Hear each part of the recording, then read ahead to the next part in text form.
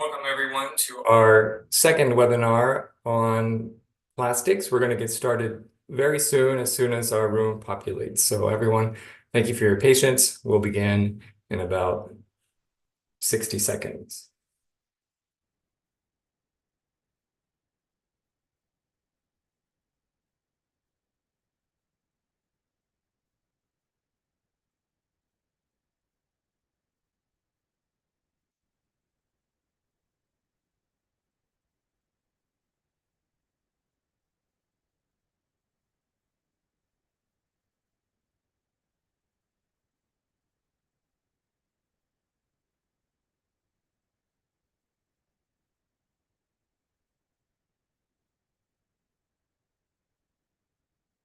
Well, welcome everyone. My name is Brian Eiler. I am the director of the Stimson Center's Southeast Asia program and our Energy, Water, and Sustainability program. And it's a pleasure and honor to moderate and welcome you to this second webinar on the UN Global Plastics Treaty. Last week, we took a look at some of the causes and the demand points and the reasons why plastics are becoming a more consumed product globally. And importantly, we looked at the impacts on health and the environment. We learned that plastics are causing diseases and health issues in every aspect of its production and consumption cycle. And plastic consumption is on track to double by 2040 and triple by 2060. And this is actually, it's a huge global problem that is being tackled. And it's being tackled and addressed by the UN Global Plastics Treaty process, as well as a range of other actors and organizations that will be convening next week in Ottawa for the fourth round of negotiations over the UN Global Plastics Treaty. And it's a pleasure again today to be able to address the how. How can actors, producers, consumers act to reduce the production and consumption of plastic, and therefore its impact on the environment and our health. Today, we have the opportunity to hear from not only some of the key researchers and actors who are bringing solutions forward, but from the negotiation committee itself. So we're going to first hear from a keynote speaker, Jyoti Mathur-Philip, who is the Executive Secretary for Intergovernmental Negotiation Committee for Plastics Pollution. I understand she's in Ottawa now, prepping for next week's negotiations. And her keynote will be followed by a panel of experts, whom I will introduce very shortly. But just to get back and to tee up Jyoti's keynote speech, as I had mentioned, Jyoti Mathur-Philip is the Executive Secretary of the INC Secretariat for Plastics Pollution. And most recently, she is the Director at the Secretariat for the Convention on Biological Diversity.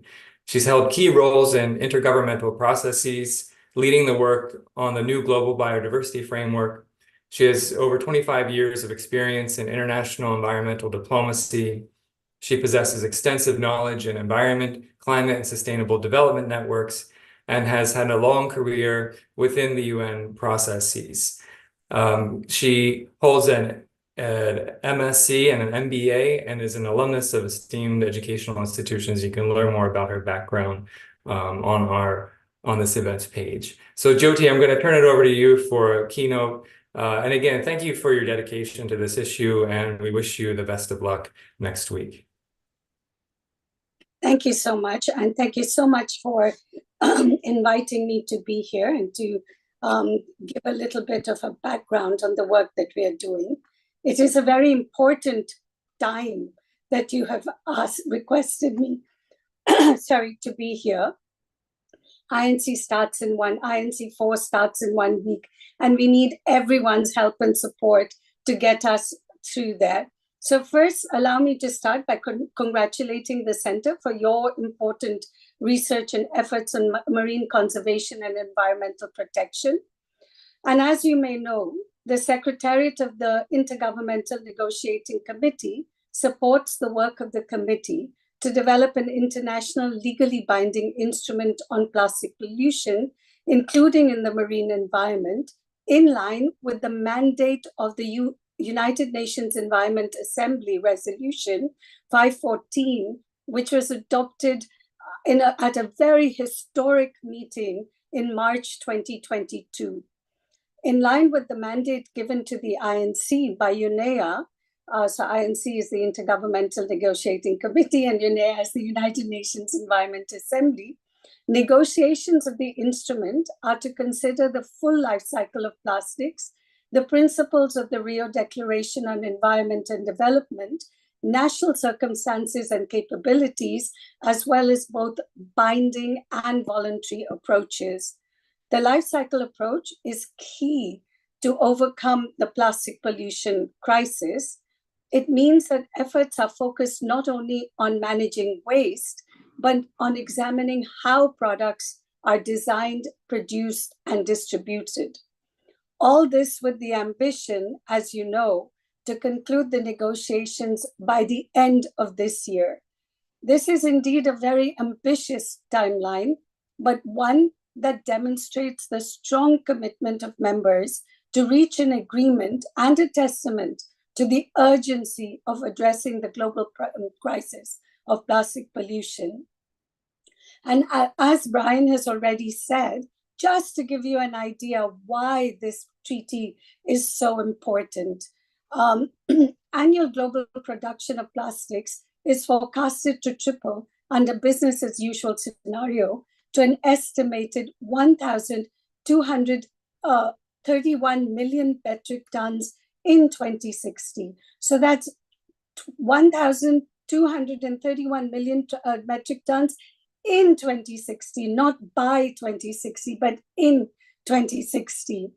Current commitments will only reduce plastic pollution by around 8% by 2040.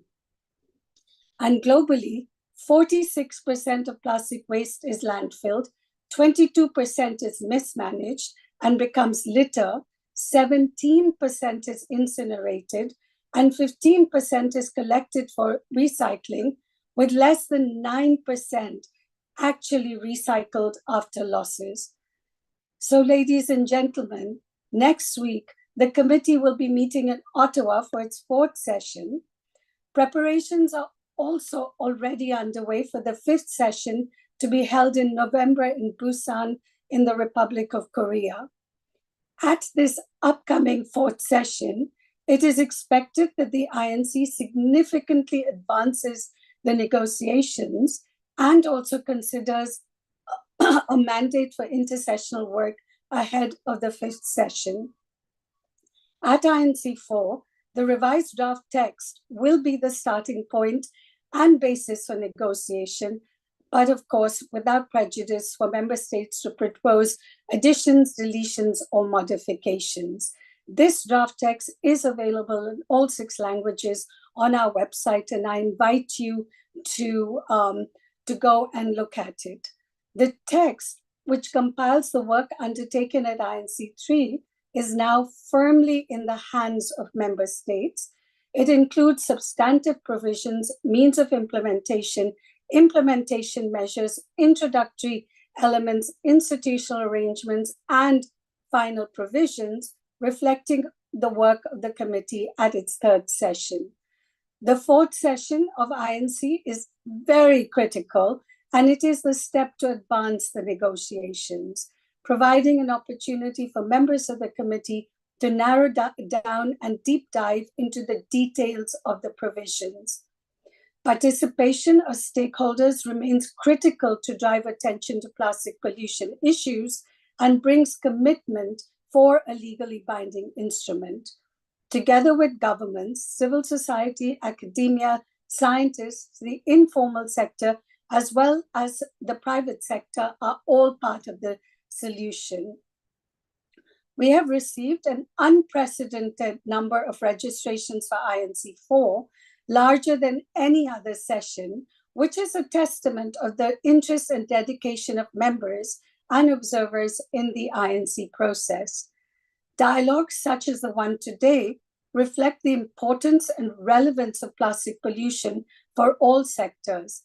Many of you come today with a willingness to contribute and add your part to an issue that is affecting people and the planet. I'm thankful to the Stimson Center for facilitating more spaces for dialogue and conversation among the diverse group of stakeholders involved in the efforts and negotiations to develop a legally binding instrument on plastic pollution, including in the marine environment. These dialogues can help us develop a better understanding of what is at stake and move towards solutions. Your contributions are vastly valuable to us to help bridge bridges. I wish you successful deliberations today in your webinar, and I deeply appreciate your passion and support to the INC process, and I encourage you to keep the momentum going. Hope to see you very soon in Ottawa, and thank you. Thank you so much, Jyoti. And again, best to you and the team there for the best of efforts next week. I think it's impressive to, and also alarming to see that this next round will generate the most participants than ever before, only showing the urgency of need to address this issue. I'm glad you noted the efforts of those who are doing their part to address this issue globally. And we're going to shift now to our panel to hear from those who are doing their part and acting with urgency in this issue area. And Jyoti, I know you've got to run and won't be able to stick around for the Q&A session, but I hope you can stay for some of our panelists, because I think there'll be some really good and useful and productive ideas and best practices that you can take with you next week. Thank you. And thank you again, Jyoti. And just a housekeeping note, those of you who are listening in are free to pose questions to our panelists, and please do so in the Q&A tab. Please pose your questions to particular individuals if you would like, or you could just note that this is for the entire group. We will field those and then ask them. So moving on to our discussion panel, we're going to be hearing from Erica Nunez, from Marcus Leslie Sunte, and from Judith Enck in that order. So first, to hear from Erica Nunez. Erica is the head of the Plastics Initiative at the Ocean Federation. She is the head of the Ocean Foundation's Plastic Initiative, where she leads the management and strategic development of the organization's scientific and policy activities related to combating plastic pollution. She directs the organization's engagement within the UN Environment Program, including the ongoing negotiations at the INC on plastic pollution and the development of a science policy panel on chemicals, waste, and to prevent pollution, among other international fora. She has nearly 20 years of experience in conservation, including 14 years serving within the US federal government before moving on to the NGO sector. Erica, the floor is yours. Great. Thank you so much. And I want to thank the Stimson Center for the invitation to speak today. As Brian mentioned, I am the head of the Plastics Initiative at the Ocean Foundation, an NGO based in Washington, D.C. I'll share some general thoughts I have going into INC4 and then speak to the substantive issues that are priority. My coffee has not kicked it yet for us going into INC4. First and foremost, will the political issues continue to drain precious time away from substantive discussions? Past INCs have been plagued with delay tactics, and I hope that those days are behind us and we can advance on the elements in the revised zero draft. The rules of procedure and the voting issue, this is the elephant in the room that continues to plague us, right? They were provisionally adopted, but the voting issue remains effectively undecided. If consensus cannot be reached, the ability to call for a vote is absolutely necessary to ensure the success of this process. Going into INC4, we have the transition to a new leadership with Ambassador Valles from Ecuador taking over, and his success as chair and effectively managing contentious issues will be critical to the meeting the goals of the INC and to keep us moving forward to an ambitious treaty. There'll be 2 contact groups to split the work of INC, but there is also the potential of an additional 5 subgroups. So 3 for contact group 1, 2 for contact group 2, with the secretary only able to provide travel support for 2 country delegates from developing countries. How are smaller delegations going to be able to remain engaged and informed across the multiple subgroups is also going to be a thing that's really important. Jyoti mentioned, the intercessional work. Will there be a concrete plan coming out of INC4 for intercessional work? The chair noted his intentions to reach agreement on modalities for work between the INCs. And we know that the lack of intercessional work up until this point has greatly slowed our progress on advancing on substantive issues at the negotiations. The chair also proposed the establishment of a legal drafting group to consider any elements of the draft text that has reached substantive agreement. I'll be really interested to see the functionality of this group in conjunction with everything else going on at INC4, as their role is extremely important in developing the draft treaty text. In terms of, those are kind of the general kind of going into INC4, but in terms of priority areas for the Ocean Foundation, the emissions and releases of plastic throughout its life cycle. Pollution from plastics does not only occur at the end of life, the entire life cycle of plastic has negative human and environmental health implications, especially for Indigenous peoples, fence-line communities located near these facilities, and the workers throughout the life cycle of plastics that are exposed. The instrument needs to include provisions that address plastic emissions and releases. And on that same token, just transition, I have to say I am relieved that there wasn't a no text option under the just transition section, but it remains to be seen what will stay within the text. It will be important to not only include waste pickers, but workers throughout the entire life cycle of plastics, as well as the communities impacted by all phases of the plastic life cycle. Primary plastic polymers, this is like the triple Ps. Every modeling scenario of the state of plastic pollution across the globe indicates that we must reduce the production of plastic. Policies that only manage the demand side of plastic are not adequate to address the plastic pollution crisis that we are currently in. On that same token, chemicals and polymers of concern. Reports show that there's an estimated 13,000 to 16,000 chemicals used in the production of plastic. At least 4,000 plastic chemicals are of concern because of their high hazards to human health and the environment. Most of the chemicals used in plastics are not subject to any international regulation. Therefore, it's extremely important that the Plastics Treaty includes measures on chemicals and polymers of concern. In addition to this, transparency, tracking, monitoring, labeling. Provisions addressing these topics are foundational to the success of the future treaty. An effective compliance and enforcement mechanism will depend on the inclusion of appropriate text that handles transparency, tracking, monitoring, labeling. And lastly, there's a lot of issues here that I'm following, but these are just some.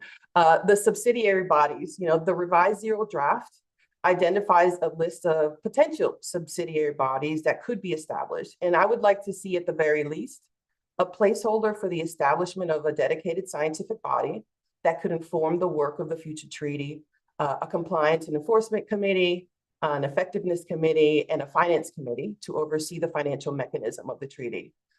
And I'll just close with, in terms of the overarching aspect that I'll be paying attention to, is whether the measures that are being supported by countries address the full life cycle of plastic as stated in UNEA Resolution 514, or are countries going to support provisions that center human health and the environment and protecting the human right to a clean, healthy, and sustainable environment?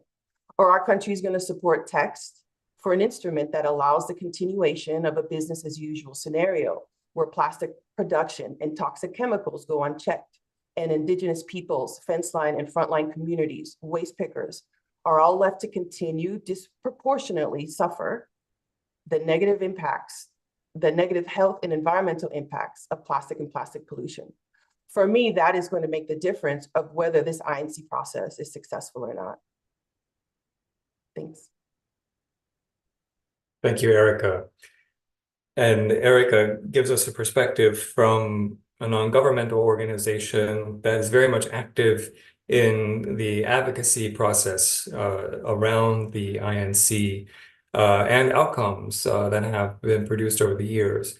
We're going to come back to some of her recommendations here, but now we're going to shift to the private sector and hear from Marcus Leslie Sante, who's calling in from Manila to talk about some of the corporate social responsibility initiatives that his company is putting in place to address the plastics issue.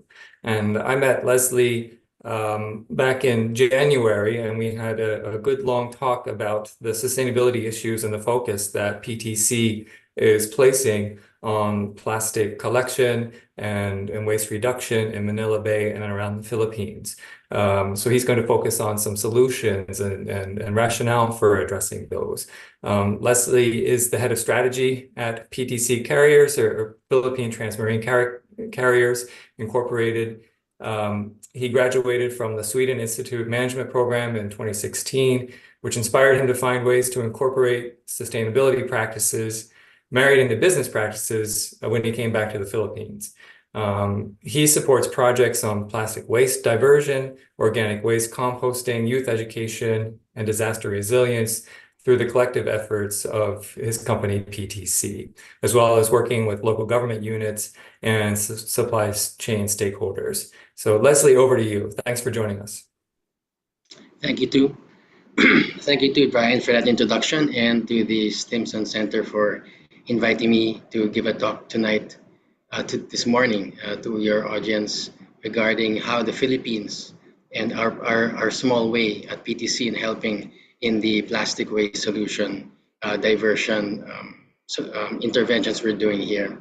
Coincidentally, we all started all of this at PTC when we were tagged a few years back. We were Philippines was among the top 3 contributors to the ocean pollution, specifically the plastic waste.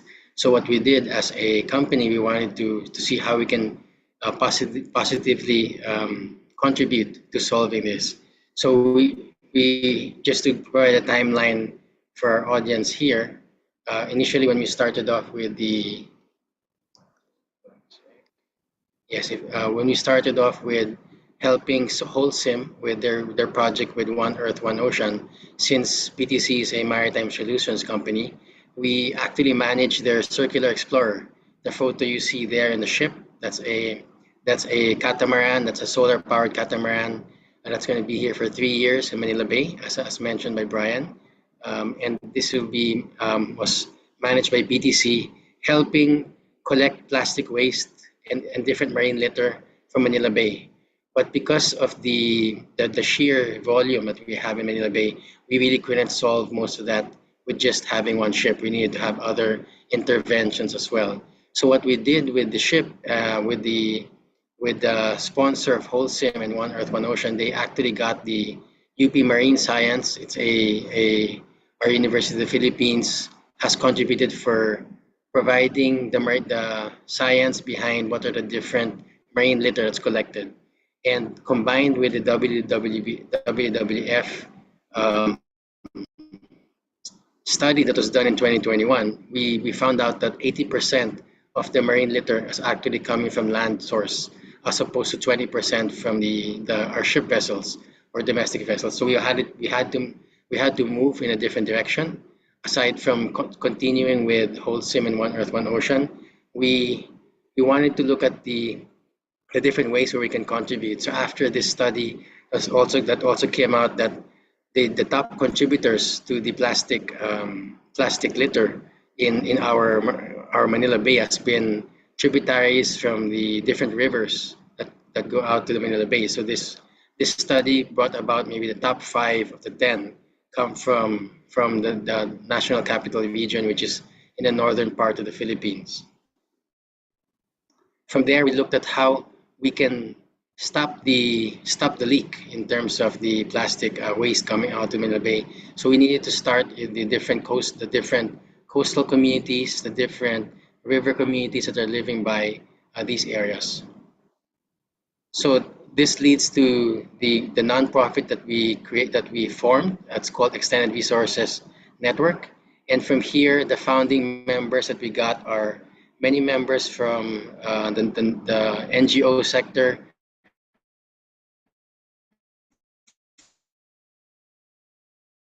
and even Sweden to this program.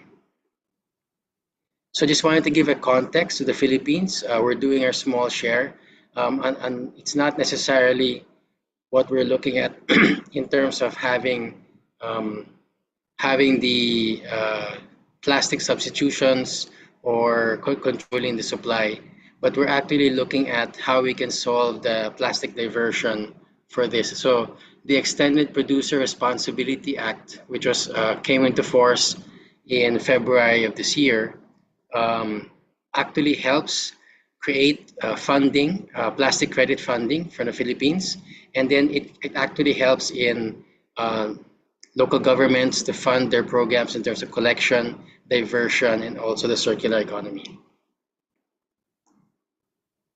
So the different aspects of it has to look at track and trace, collection, transport, and diversion certification. And this is, I wanted to show two examples in our next slides about how we've done that.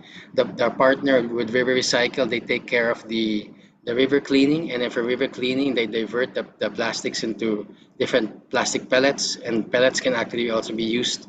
Some of the high value plastic can still be sold, and then most of it will actually be converted to plastic boards. This is an example of the waste that we've been seen in the different parts of the Philippines where we've been trying to solve different waste diversions. Another example here is on the land side, is when we went to one of the provinces in the Visayan region, where we helped in diverting and moving the different waste. This is one of the local governments that could not solve the trucking concern, so we had used the EPR funds, which is usually ranging for about $215 to a ton, where we can divert most of these funds to actually do collection and diversion and also certification. Same thing here also with another local government that we've had in Manila, where we convert most of these products into plastic boards. So these are some examples of things we've done also here, when we can also convert most of these plastic boards into usable products. And lastly, the last few slides talks about how we do certification, how we can provide the certificates to the different stakeholders, whether they're local government, whether they're private sector, whether they're the garbage hauler. We give them, whenever they keep helping us in the diversion process, we can contribute and provide this to the stakeholders, because this actually helps them comply. Being an obliged enterprise here in the Philippines, they have to make sure for every plastic waste produced, they have to find ways to divert the waste. And this is different features from the application that we have. So I'd like to thank again Stimson Center for inviting us here, and happy to take questions again later. Brian? Thank you, Leslie, for focusing on efforts both related to cleanup and incentivizing polluters to change their behavior. During the Q&A, I want to come back to the certification process, and maybe our other panelists can dig a bit deeper into how that incentivizes behavioral change. So thank you again, Leslie, and especially thanks for calling in from Manila late at night.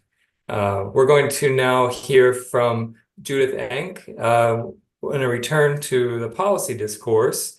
Judith is the founder and president of Beyond Plastics, a national project with the goal of eliminating plastic pollution.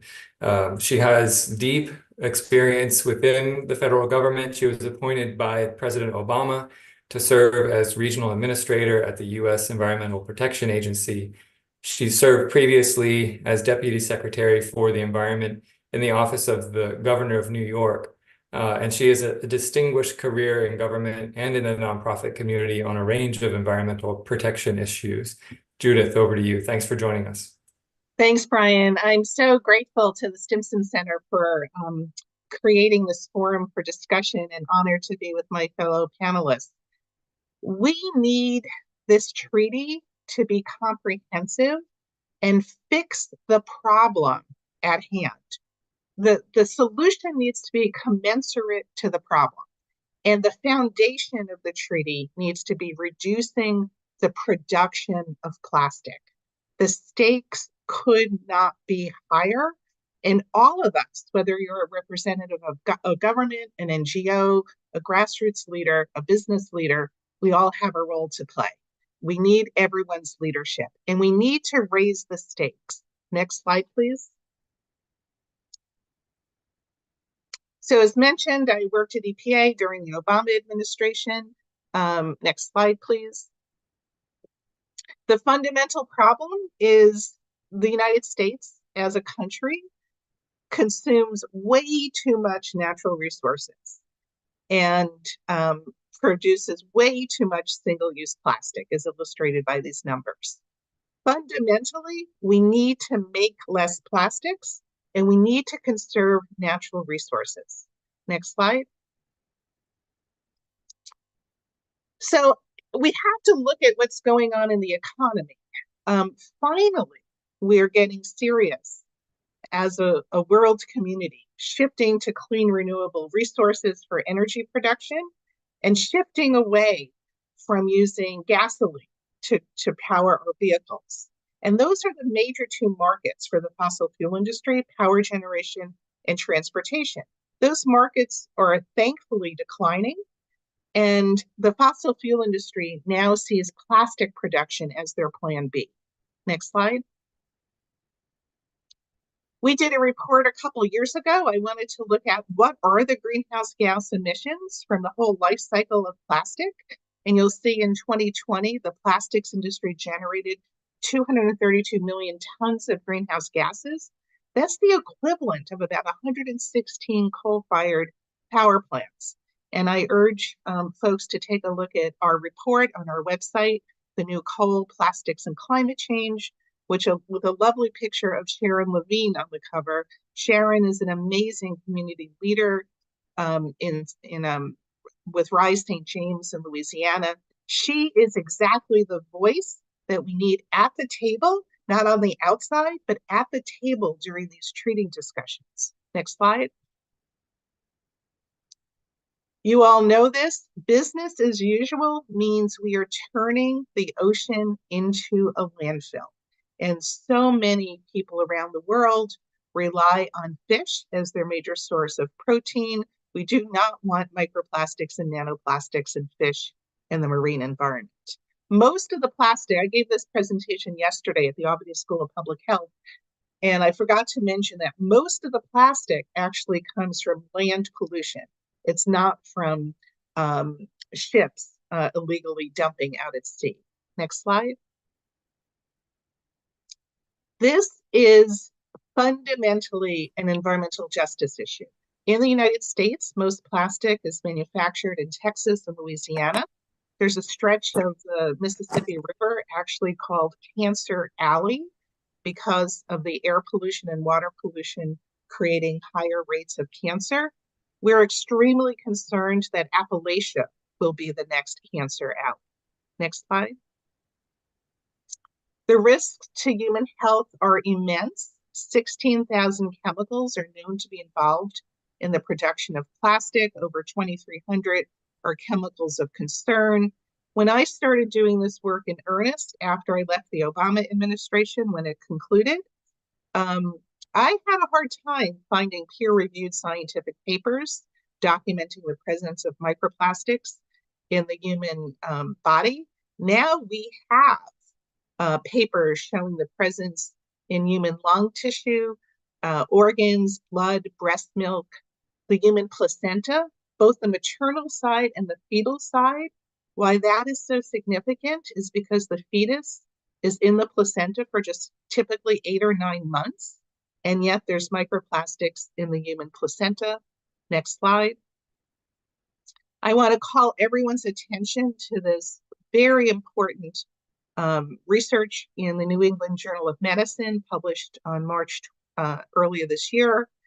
It documented microplastics and nanoplastics in the human heart, and specifically said that because of the presence of microplastics in the human heart, there is a higher rate of heart attack, stroke, and premature death. This should be a wake-up call to every treaty negotiator.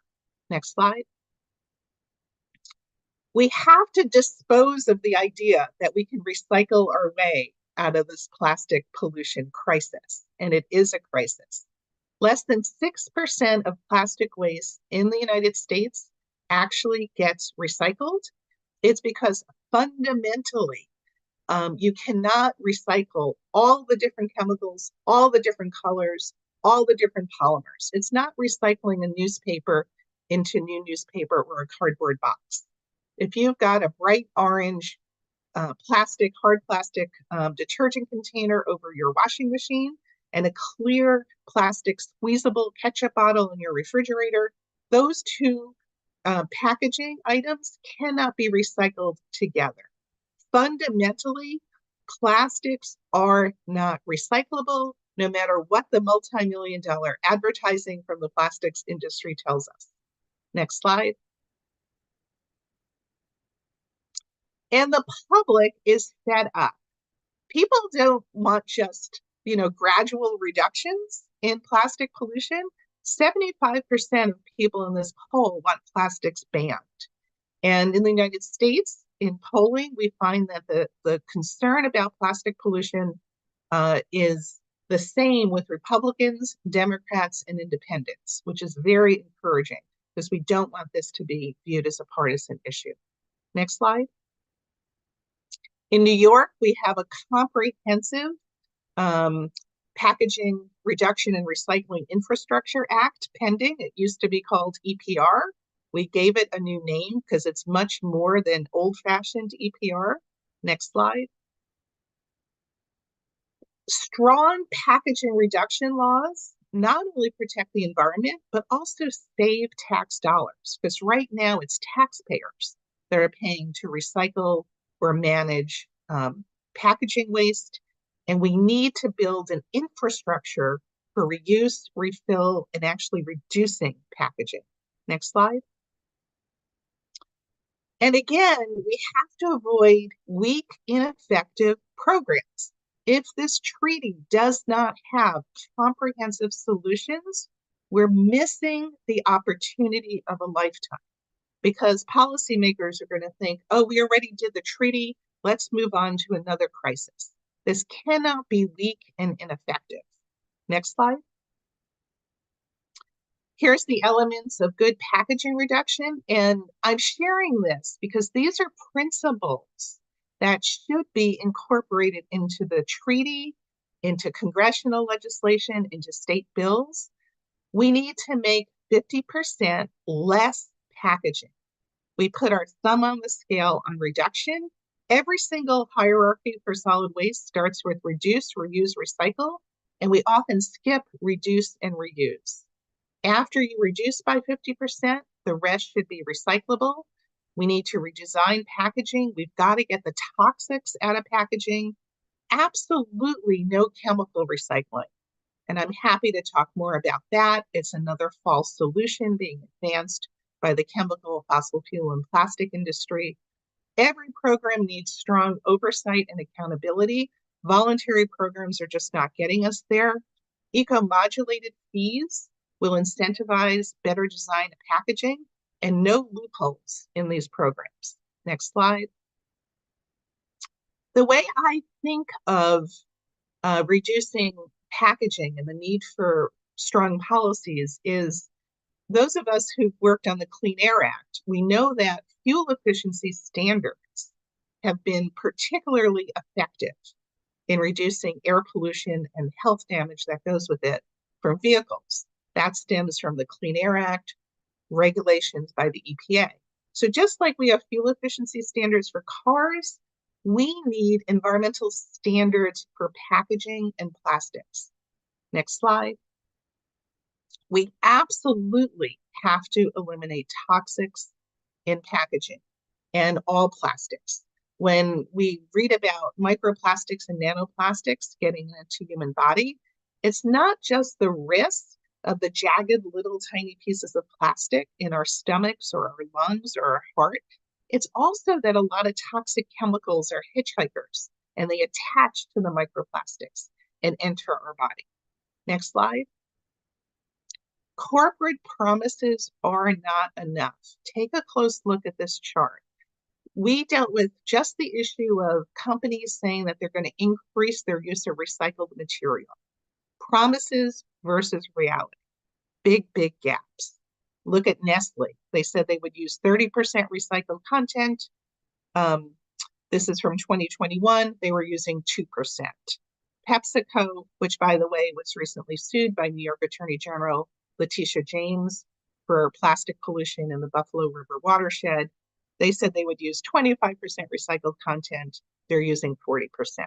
I think this chart illustrates why we need laws and binding treaty commitments. Next slide. So real facts, what does reduction look like? Lots of soap products being sold without packaging. Next slide. We all need deodorant, but we don't need a new plastic cylinder every time we apply deodorant. Dove is selling a refillable deodorant product. When you run out of the deodorant stick, you just insert it into the plastic cylinder. The cylinder can last your lifetime. Next slide. We need financial commitments for commercial bottle washing operations, for milk, for soda, for wine. Coke announced that they're going to do 25% refillable containers by 2030. Great. Let's put that in statute. Let's put that in the treaty. Next slide. There are so many entrepreneurial companies popping up around the world committed to reuse and refill. This is just one called Plain Products. When the product is empty, you just send the stainless steel containers back and you get it back to full. No supply chain problems during COVID. And I have noticed that most of these entrepreneurial companies that are committed to reuse and refill are led and financed by women. Next slide. Just a quick example, in the United States, we have M&Ms that comes in a waxy little pouch. When you're done with your M&Ms, all you can do is throw it out. Practically the same candy product in Europe called Smarties. When you're done with the package, you just put it in your recycling bin. I think this illustrates that while we want to see breakthroughs with new material like mycelium and possibly seaweed, there are alternatives to plastics today that have been around for years. It's called paper, cardboard, metal, and glass. All of those materials can be made from recycled material and are truly recyclable. You can put them in your recycling bin. And if they get littered, they don't stick around for centuries. Next slide. Mentos, 90% paperboard. It used to be 100% plastic. Next slide. Here's some good information on how to get connected with my organization, Beyond Plastic. That's our website. Follow us on social media. Our message for everyone working on the treaty is raise the stakes, change the game. We cannot get mired in process problems. We have to have policies in the treaty that are commensurate to fixing the problem. We can't wait 30, 40, 50 years. Some wise person said that the smartest time to plant a tree was 25 years ago. The second best time to plant a tree is today. So we have to get going, and the public expects great things from us. Thank you. Thank you so much, Judith, for both highlighting the problems, but also bringing forward some of the solutions in very obvious ways. I'm going to open this question to all panelists, but it's going to draw on Judith's, the final set of slides there, which show alternatives and recyclable alternatives and long use alternatives to plastic. What incentivizes the private sector to take up some of these solutions? And I think all of you who have spoken here can respond to that. But Judith, to you first. Well, I'm a former federal regulator, so I'm going to say we need laws and strong enforcement of the laws. Voluntary initiatives are not getting the job done. They are well-intentioned. They're not meeting the moment. So I think we need to take particular commitments, like 50% reduction in packaging, and let's insert that at the local level, state level, Congress, international, and the treaty. We know what the solutions are. We have to integrate them into policymaking. And if commitments like that are in the treaty, it's going to trickle down.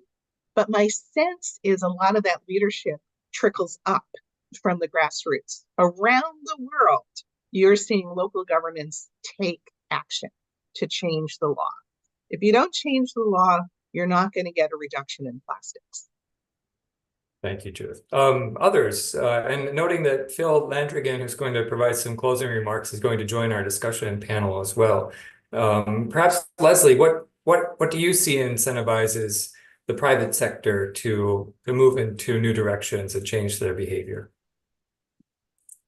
Actually, here in the Philippines, because of the new law that's been created, I mentioned about the EPR law, there are a lot of hefty penalties being given to oblige enterprises that do not comply, and they amount to about 10 million pesos, which is around about $200,000. But here, that's a big price for most of these establishments to pay for. So they also have to look for new ways to actually look for new packaging that can actually be recycled better, packaging that can actually be more compostable.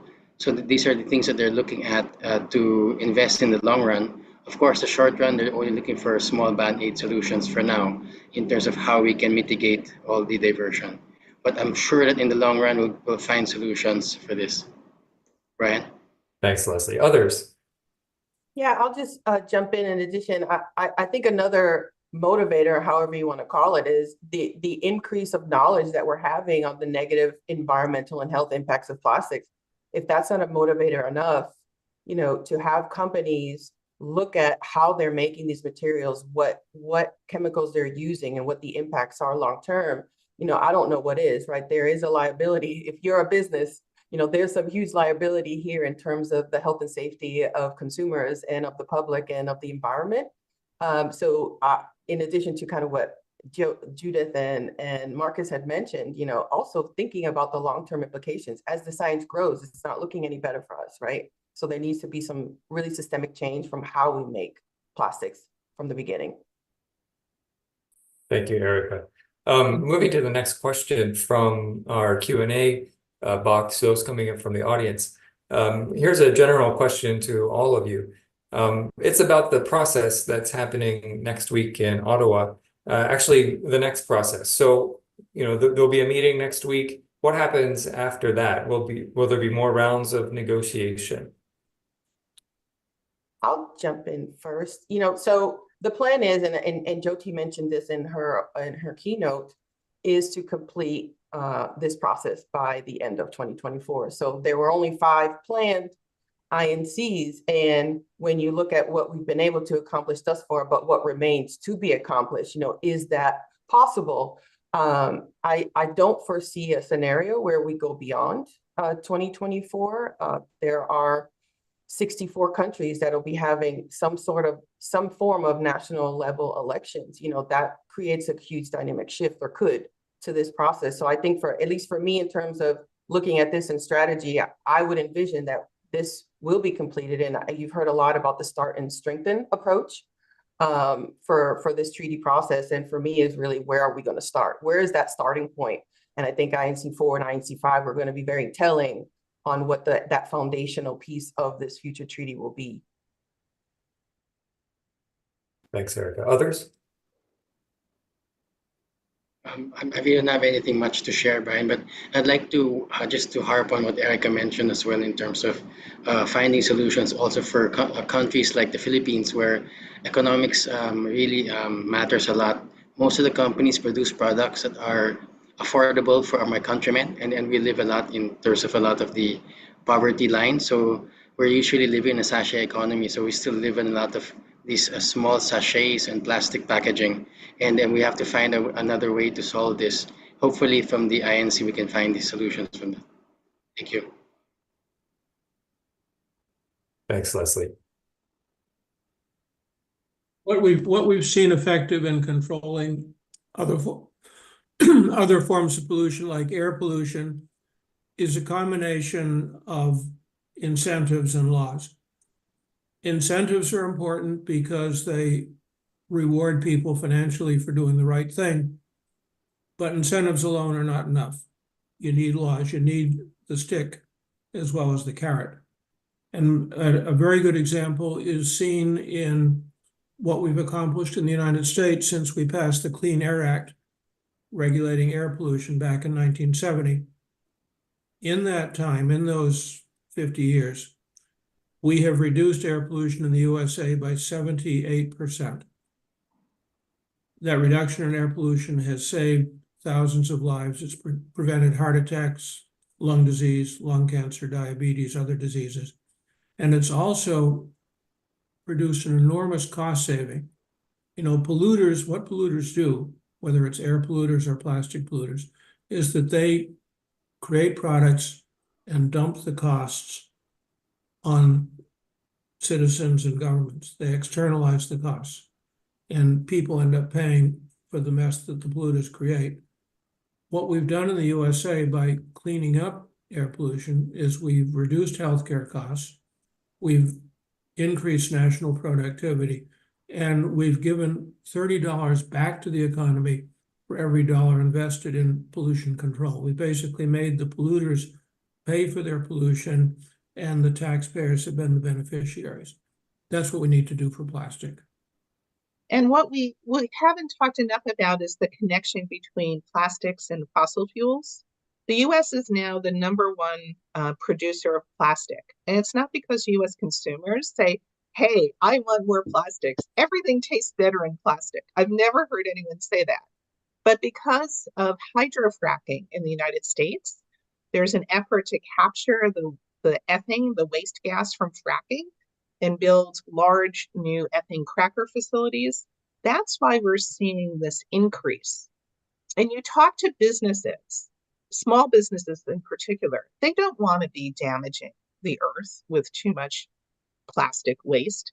But what they say to me is they use plastic because it's cheap, but it's not really cheap when you look at what Phil describes as the externalities, when you look at the health damage, when you look at how much local governments spend picking up litter this time of the year, when you look at the climate change impacts, plastics are anything but cheap.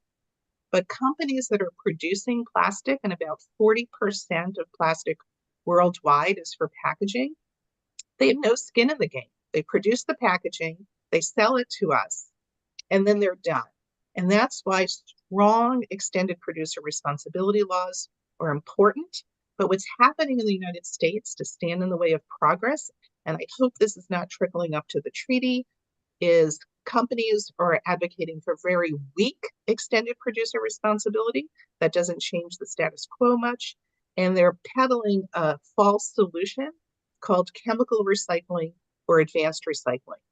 Conventional recycling for plastics doesn't work, and chemical recycling is even worse. And I would direct everyone to the New York Times about a week and a half ago.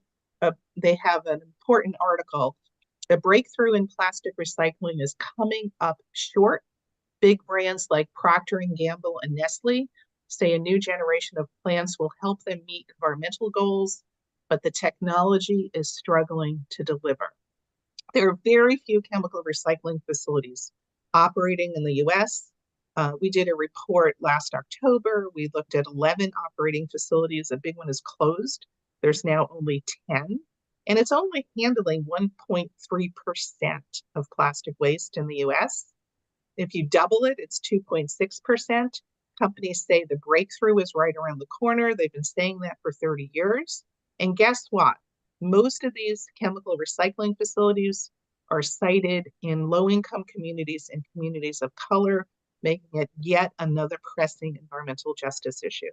So we've got to put these false solutions aside and actually do strong policies in the treaty that drive and incentivize reduction, reuse, refill, and acknowledge the very serious environmental justice issues implicated in production, transport, use, and disposal. Thank you, Judith. We're coming to the end of our hour. We've got about 5 minutes left, and there are 2 or 3 good questions still that I want to draw on. So I'm going to ask them, and I ask for short, quick and concise answers. One is from an audience member that's reviewed the zero draft of the plastic treaty and has noted an absence of any clauses or statements addressing additives and chemicals. Would anyone like to respond to that? It's essential that chemicals and additives be included in the treaty. There are between 13 and 16,000 of these chemicals. They include carcinogens, they include neurotoxicants, they include endocrine disruptors. They're inextricably a part of the plastic problem. A treaty that doesn't speak to the chemicals is an empty treaty. Yeah, and just to add very quickly to what Phil mentioned is, this is the crux of our issue here. We haven't had substantive discussions about a lot of these items, including chemicals and additives, whether or not they should be addressed in an annex is things that have been discussed too as well, right? And we just haven't had that opportunity. So I'm really looking for us to have a lot of deeper discussion on that particular issue of additives and chemicals within INC4 and going forward. Thank you, Erica. And one other question about production cap. How is the treaty draft regulating the amount of plastic production? It seems like a lot of the conversation surrounds how to produce good or better plastic that's non-toxic or recyclable. Does that distract attention from reducing production at all? I think it does distract. It's important to encourage those alternatives. Absolutely important to encourage any form of downstream solution, but there has to be a cap on the production of new, what's called in the trade, virgin plastic. It would be analogous to the Paris Agreement on Climate, which has set limits on how much carbon dioxide and other greenhouse gases can be released into the atmosphere. Great. And one final question before we kick it over to Phil for closing remarks. And again, this kind of draws on all of your presentations, so feel free to answer any of you. Who is there at the negotiation? A lot of your content focused on impacts to marginalized peoples, to minorities. Leslie speaking from kind of an urbanizing part of the developing world of Global South. Mothers bringing in a gender lens into this. Are these, significantly affected cohorts, are they there to represent their needs? There is a large contingent, not large enough, right? Industry, their presence has also increased throughout the INC process, but there are fence line and indigenous communities represented within the negotiations. And that's why it's critical to ensure an inclusive environment where this process can also take in the influx of information from non-traditional sources, right?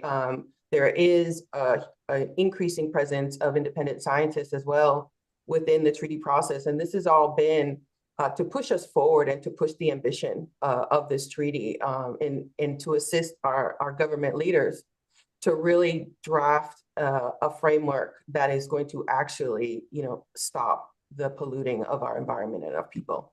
Erica is correct, but there are way too many representatives of the chemical, fossil fuel, and plastic industry there. And I think the UN, if they're serious about getting to a comprehensive solution, needs to establish a conflict of interest policy where if there are companies that financially benefit from the outcome of the discussion, they're free to share information and observe, but not play the dominant role that they're playing in these treaty negotiations.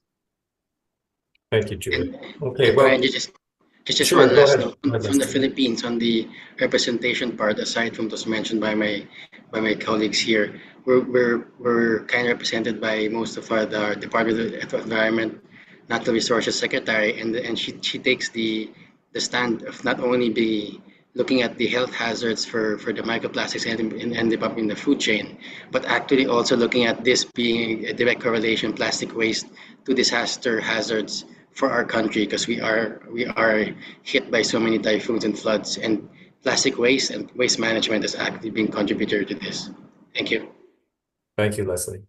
Okay, well, let's shift to our closing remarks. I want to give a big thanks to all of our panelists for both their presentations and the engaging discussion. We only got through about 16% of the questions that came in, but there's much more to discuss. So I encourage all of you to follow along this week and next week leading into the negotiations. And panelists, thank you again for joining us today.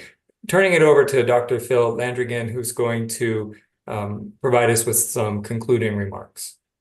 Thank you, Brian. So I'm trying to get this thing to do slide presentation, and it's stuck. All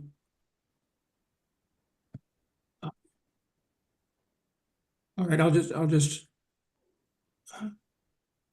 I think we can see it well. Okay, I'll just have to talk it through. So let's start by asking, why do we need a strong plastics treaty? And I've listed the reasons here. Because 6 billion tons of plastic waste pollute the planet, because plastic causes disease, disability, and death across its entire life cycle. These diseases result in enormous economic costs. They fall disproportionately on poor people, as we've heard multiple times this morning. And most importantly, we cannot recycle our way out of this issue. Recycling rates are below 10%, not because people don't care. Of course, people care. People try to recycle. The problem is the plastics themselves. Plastics resist recycling. I applaud the work that Marcus and his team are doing in the Philippines. It's good, but by itself, it's not sufficient because we're dealing here with a runaway train. And the runaway train is relentless increases in plastic production. Plastic production has increased 200% since 1950. It's on track to double again by 2040. It's on track to triple by 2060. As Judith Enck has said, the main force, the main driver behind this increase is the fossil fuel industry, who's pushing for the diversion of coal and oil and gas into plastic. And their strategy is to push single-use plastic and plastic packaging. This has to be stopped. And the way to stop it is to basically impose a targeted global reduction on the production of new plastic. This has to be the centerpiece, the core of the Global Plastics Treaty. The treaty also has to address the chemicals in plastic. It has to talk about extended producer responsibility, but a global reduction in production of new plastic has to be the centerpiece of it. I wish the negotiators well in Ottawa. I applaud the notion that there needs to be a conflict of interest statement that restricts the influence of the chemical, fossil fuel, and plastic industries in the plastics negotiations. Thank you. Thank you, Phil. Well, in interest of time, we're going to conclude. And I just want to, again, extend a warm thanks to our panelists today, Judith Enck, Erica Nunez, Leslie Sunte, calling in from Manila, as well as our keynote speaker, Jyoti Mathur Philip. And again, I think we've hit on some of the core issues here. So I do hope that those who are going into the negotiations can take what they've learned here and put it to good use. That's one of the purposes of having this webinar series. We're very much grateful to Dr. Philip Landrigan, to Sarah Stimson-Karras, Prince Albert of Monaco, for coming to us with this idea to host a back-to-back webinar series that looks at both the problems, solutions, and kind of take a deep dive into the treaty itself. I don't think this will be our last examination of this issue. And we look forward to continuing this conversation. So on behalf of the Stimson Center's Environmental Security Program, with Sally Yozel at the lead, and myself leading the Southeast Asia program and our sustainability efforts here at the Stimson Center, I want to thank you all for joining. And we look forward to seeing this conversation play out over the next few weeks. Thank you all. Be well.